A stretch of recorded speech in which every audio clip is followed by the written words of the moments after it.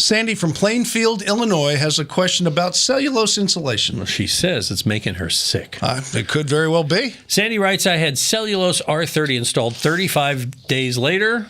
I'm sick as a dog. She says, I'm falling apart, headaches, dizziness, fatigue, vision issues.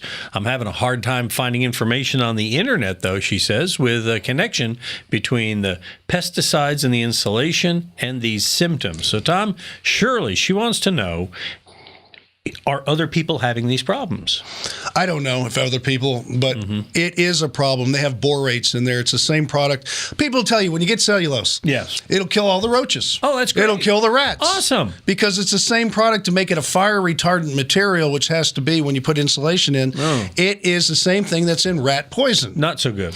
Now, you know, an old guy like me who's poisoned from the 70s with all the stuff I did, probably is not going to hurt my brain and everything. That stuff bounces off him. Yeah, I could probably just, sit in a pile of acid and it wouldn't bother me. But he's tough. Most people, or I shouldn't say most, some people are very sensitive to different things. Sure.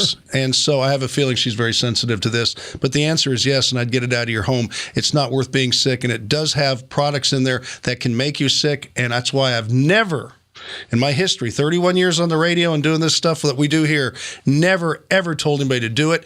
And when it turns to dust, I recommend they get it out of their home. Yeah, when he says does it, he means get cellulose. And so instead... Yeah, don't do cellulose. Instead... Formaldehyde-free fiberglass. There it is. Formaldehyde-free fiberglass. It's the best for the people that live in the home. And it lasts longer, too, because it's glass fibers. There you have Doesn't it. break down. He'll answer your questions, make you healthy, too. Send them to us at HomeShowRadio.com. You can check out our other videos over here, and please subscribe to our channel. It'll help us out.